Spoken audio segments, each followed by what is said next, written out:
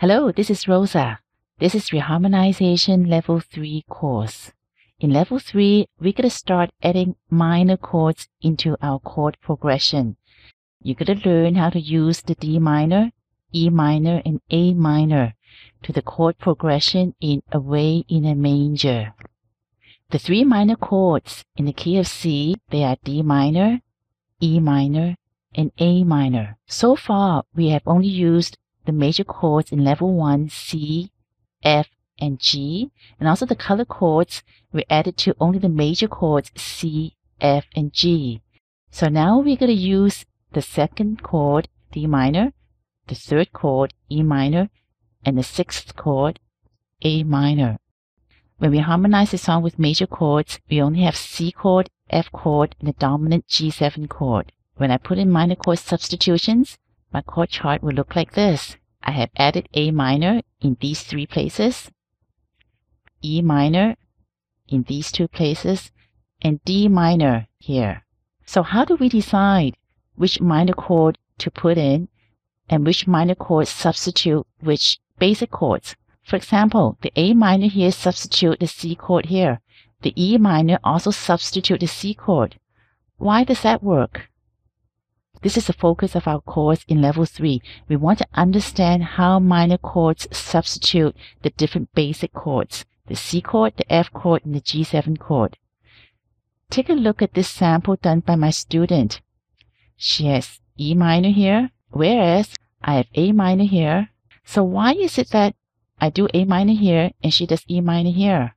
So I think you're beginning to see that there's a lot of variety, and we need to follow some rules in music harmony in order to be able to know which minor chord to substitute which major chord, and also how they function in the chord progression.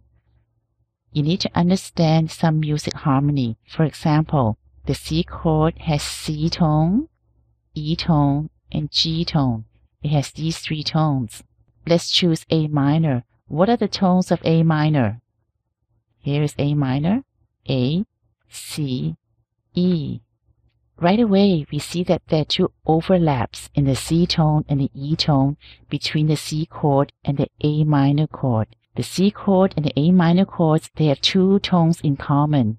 And in music theory, we say that A minor can substitute for the C chord because they have two tones in common. This is how you decide which minor chord can substitute which basic chord. Let's choose a D minor chord. First, we put in the C chord, C, E, G tones.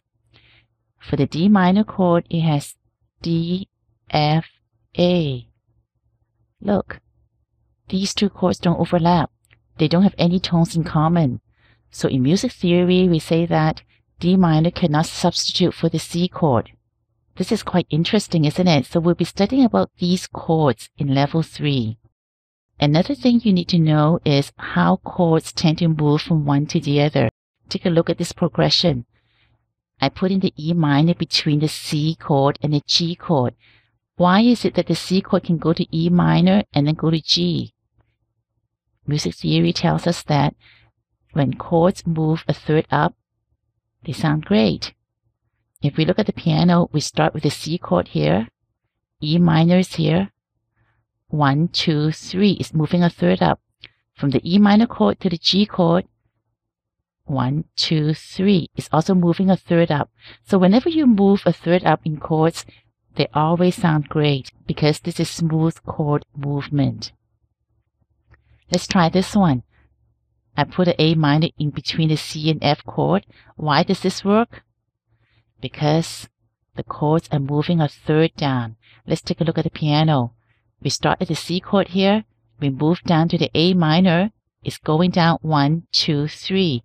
And then to the F chord, 1, 2, 3. So this is smooth chord movement. And it sounds great when you do this.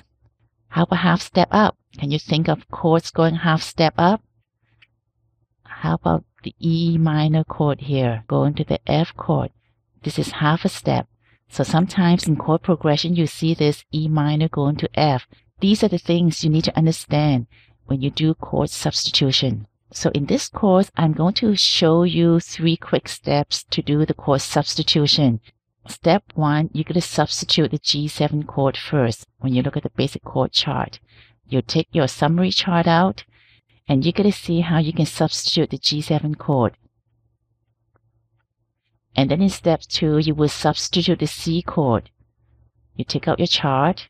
You also take out the smooth chord movement that I will teach you. And you see that there are many C's here. 1, 2, 3, 4, 5, 6, 7, 8, 9, 10. And we're going to go to the piano to listen to some of these sounds.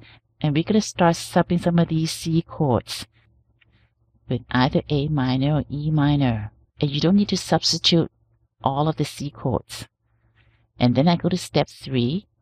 And we're going to substitute the F chord. We take out the summary chart. We take out the smooth chord movement to remind us how chords tend to move one to the other. And we are going to go to the piano to listen to the sounds. And then I will do some of these subbing. After listening to the sounds, this is my final chord chart. Listen to how beautiful it sounds when you start adding the minor chords into your song. It gives the song a different flavor. The minor chords have a sad, nostalgic sound, and it will create more feelings to your song.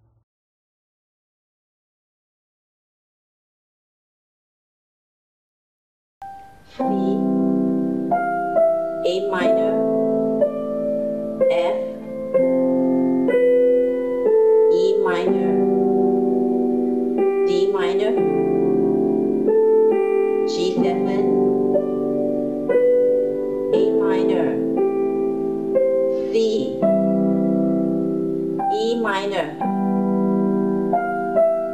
A minor, F, C,